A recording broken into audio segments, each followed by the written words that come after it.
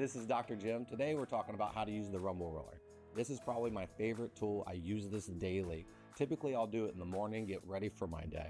If pain is still hanging out and lingering at the end of my day, I'll do it a second time to help loosen things up. In the beginning, this is very inflammatory. It's going to be very sore. You might have to back off. You can use pillows on the side of it to take a little bit of pressure off. But once again, just keep practicing. With repetition, it'll get a little bit easier. Let me show you how to use it. I always start with the roller up and down the spine. I always get settled in there and make sure that I'm getting my shoulder blades over it. I want to breathe in my belly and squeeze my butt, and then I want to lightly pull my shoulder down and tuck my chin.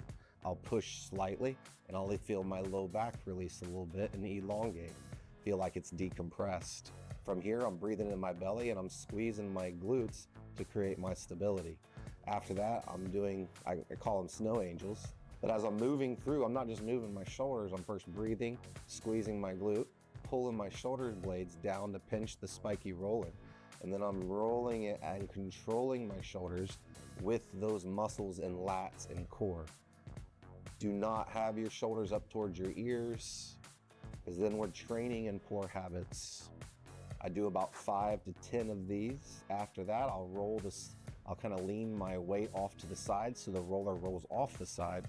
I'll let my head kind of fall and then just support it with your opposite hand. From here, I'm reaching with this arm and I'm pulling my shoulder down. And now I'm doing single arms and do 5 to 10 of these. Once again, you're breathing in your belly, squeezing your butt, and you're feeling those shoulder blades lightly pull you down. As you get even better with it, you can pull your head away and get a better stretch.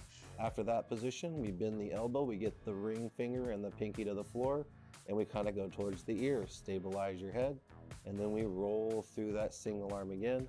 Once the elbow hits the side, you open up. You'll feel a whole different stretch.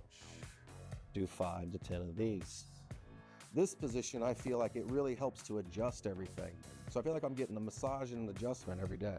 When we go horizontal, I like to start on my low back actually. I'll kind of lock my hands in and I'll kind of roll my low back out a little bit. If I want to lean to one side, get one side. After that area is loosened up, maybe 5 to 10 reps, support your head, and then I roll out my mid back. Always think of supporting your head, breathing in our belly, squeezing our butt, pulling our shoulders and tucking our chin. After 5 to 10 of those, we get our pelvis up. I'm really in that set position. I roll and I pull and I traction my head and I drop my chin to the table, or to the floor, I mean. And I'm doing 5 to 10 of those. I'll then rotate into my side and I'll start loosening up my shoulders and my lats. Support your head once again. Do the other side. After 5 to 10 reps of that, I'm gonna isolate my low back. So I support myself, I get my elbows to my side, I go all the way to my back. If I'm gonna loosen up my left low back, my right leg supports my left leg, and then I roll out my low back.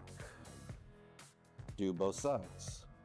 From here, I'll do different positions to stretch everything out. Do the little spread for your groin stretch. After that, I roll into my glute. This is where my gluteus medius, and I'll get into my piriformis in this position here. I'll sit up and I'll roll out my the glute max. And most importantly, roll all the way over. This is gonna be very tender, so you can put a pillow and support your knee. And now I'm in my hip flexors. So I'm breathing, I'm squeezing my glutes and staying in a good plank position this whole entire time.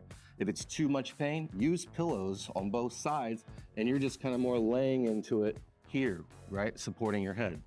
I'll then go all the way through my quads. I'm making this look easy, but as you can tell, I'm sweating because it's a lot of pain. You're gonna wanna stretch after this, and of course, ice, because we're releasing a lot of lactic acid. I'm on my IT band right now. This is very painful, so you have to go real slow through it. You really control through this area. When you get good at it, I try to do this especially before running and loosening those tissues so I don't have injuries. After you do both sides, I'm now gonna do my hamstring. Other leg goes on top for extra pressure. 5 to 10 of those. Then I get behind the knee, and now I'm rolling out behind my knee where we get a lot of tension there. And I work all the way down my calves. Do both sides. From this position, I get into my stretch position here. I open up everything, good posture, shoulders in, and I lean forward. I just felt my low back adjust. Bend the knee, I push it down, trying to get it flat. Lean back if you feel like you can't. As it gets easy, get in a good posture, lean forward, fall forward. This foot is pushing and pulling me and feeling everything separate in that low back. From here, I do a twist, and now everything's stretched. Once again, I do this daily. The more I do this, the easier it gets.